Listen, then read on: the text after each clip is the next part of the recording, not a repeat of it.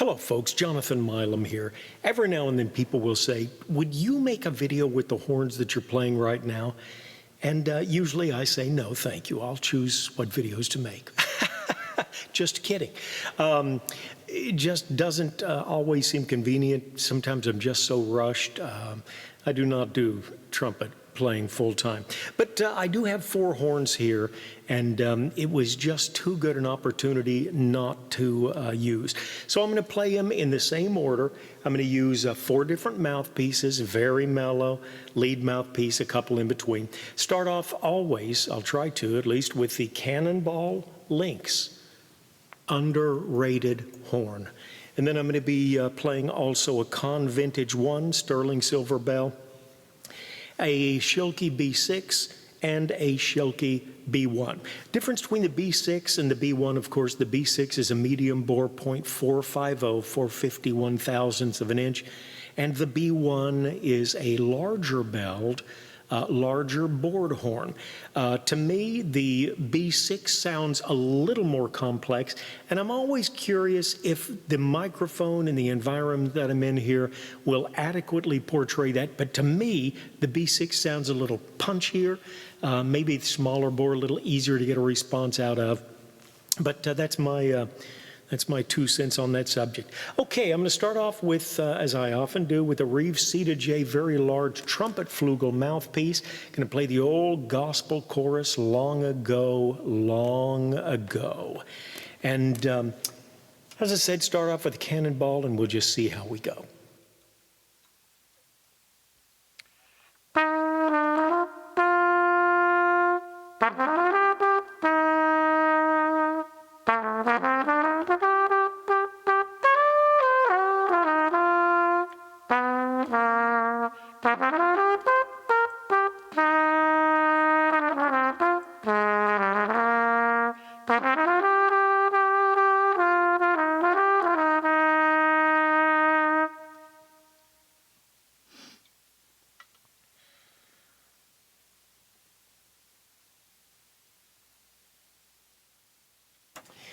All right, when you see the gold one, it's a gold-plated Conn Vintage One, sterling silver bell, same song, same big mouthpiece.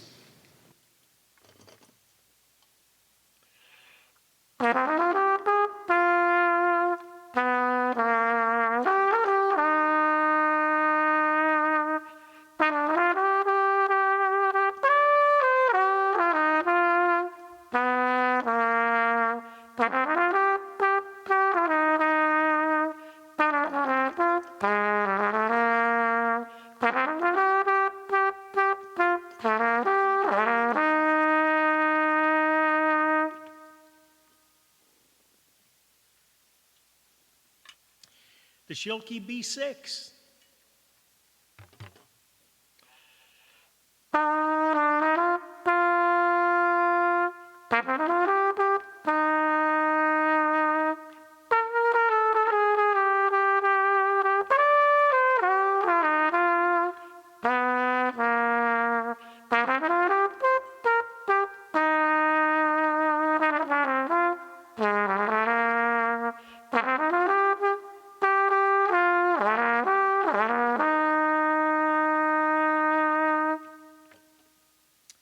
And the Schilke B1.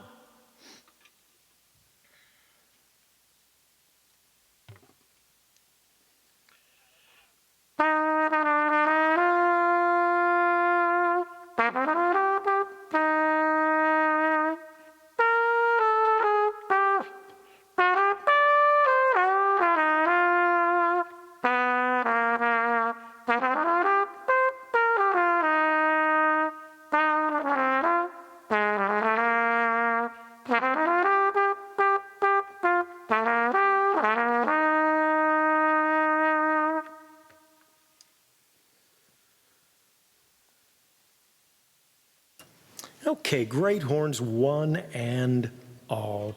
I'm using a Cascade fathead mic here, and my son Brendan says, Dad, I'm sorry, but you're using way too much reverb. I'm trying to equal, if I were on a large stage and you played, for a moment you would hear the feedback or the echo, if you please. I'm trying to equal that. I'm not trying to exceed it, but I am definitely trying to at least equal that. Can't stand a dead sound. I'm sorry, that's all I had for so many years, and I'm enjoying the reverb now.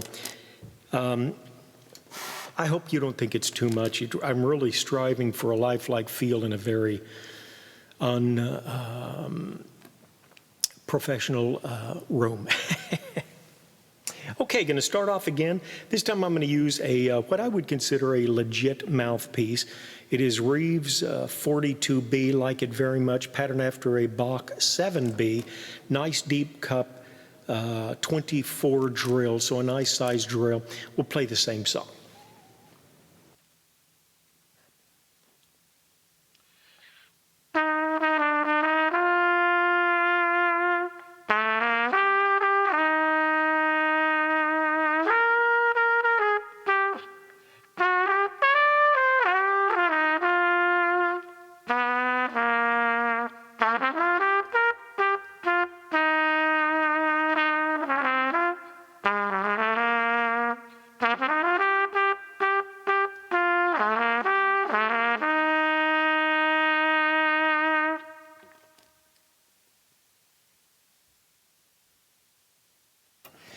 I hope you can see why I like this Cannonball so well.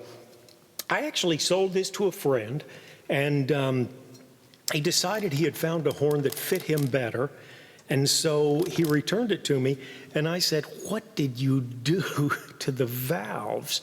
They had such a good feel." I thought, "Did you finally break it in?" And he said, "I used La Tromba on it." So I ordered La Tromba valve oil today. These valves feel like $1 million. I am so impressed, Greg. Thank you.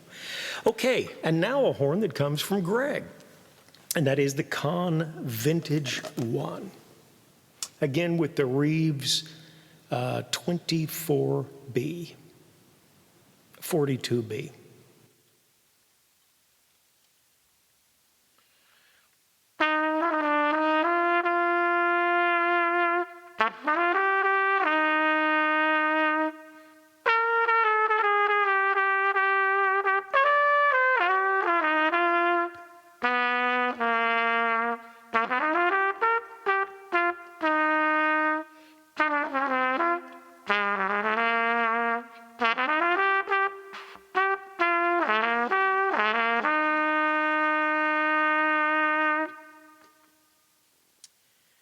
And the Schilke B6.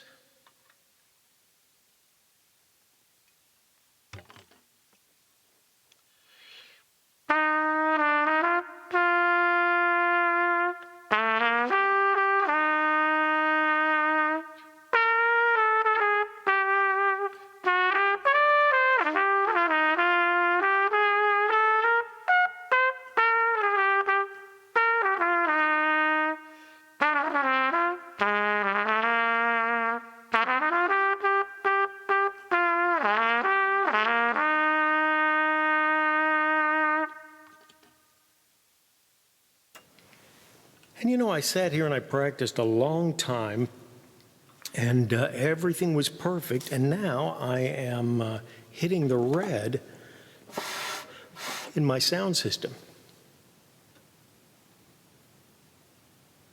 Could you tell I was excited? The Schilke B6, B1, excuse me.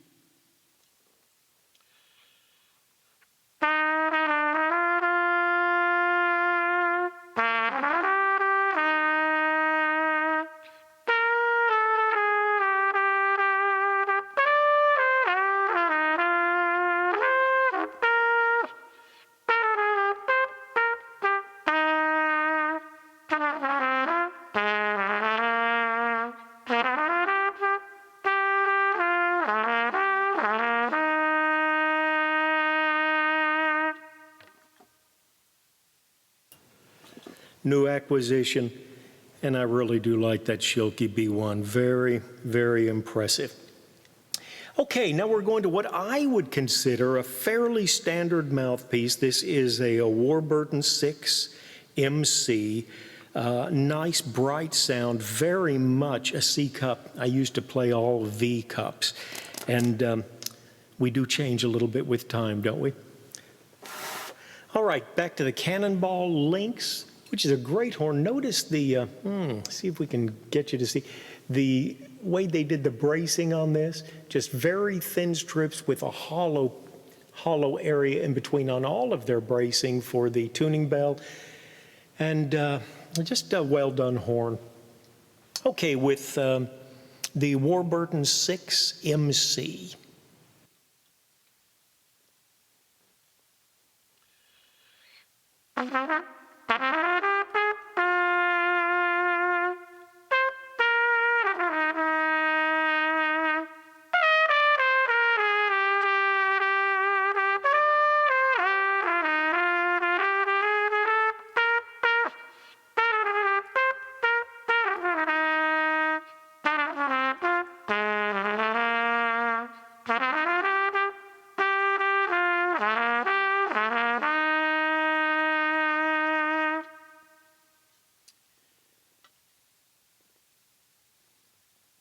And the Conn Vintage One.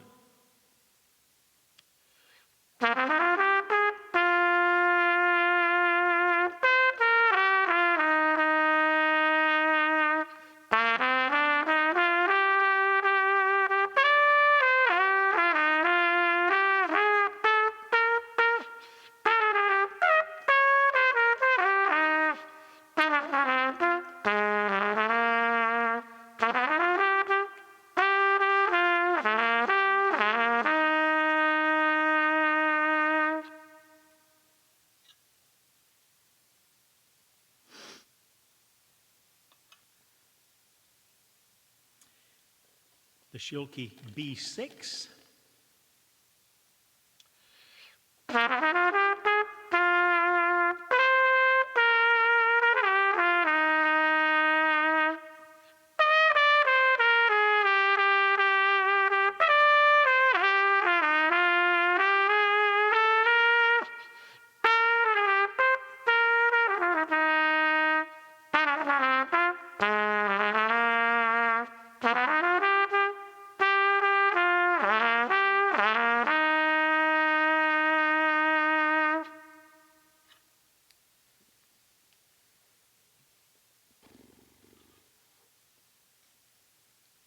The Schilke B1.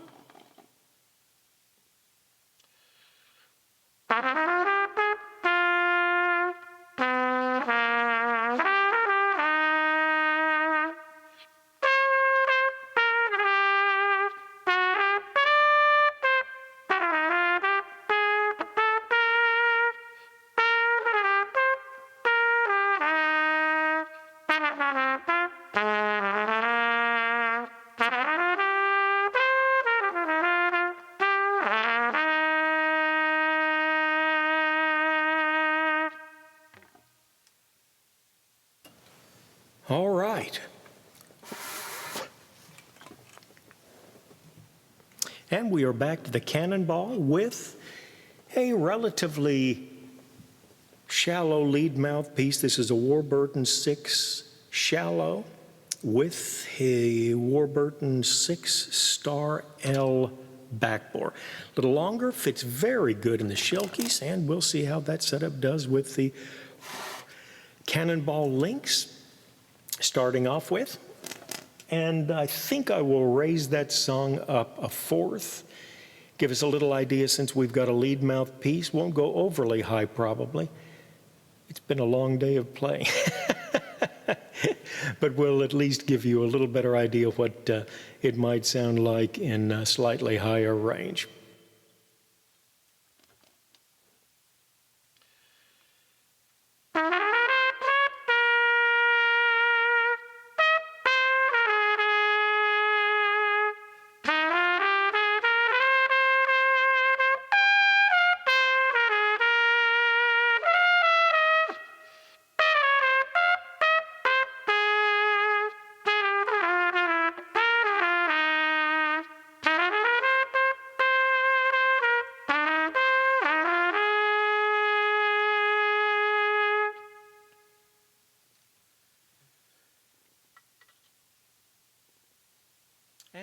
the Conn Vintage One.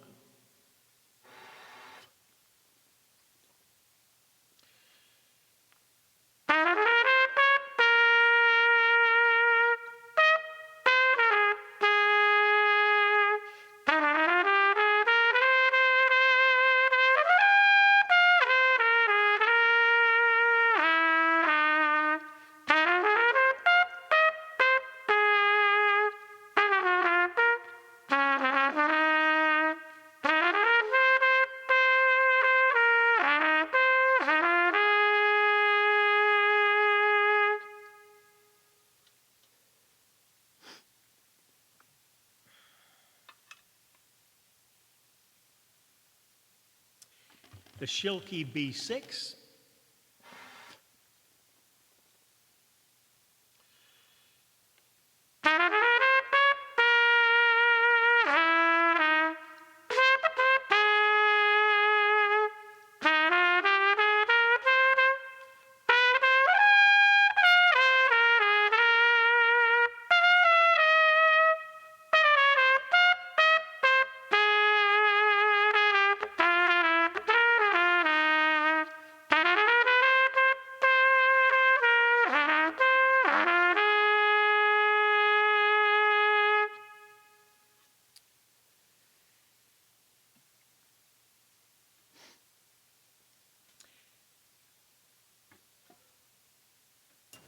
and back to our last horn of the night.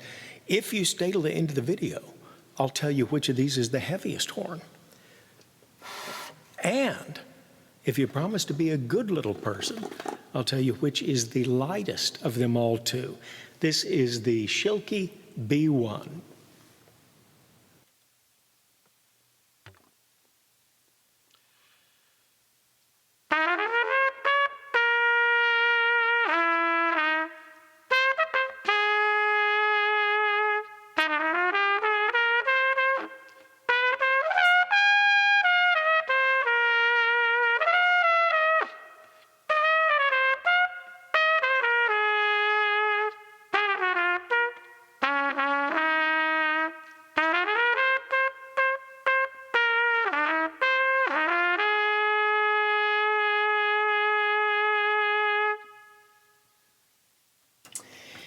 Four great horns, four really, really nice horns.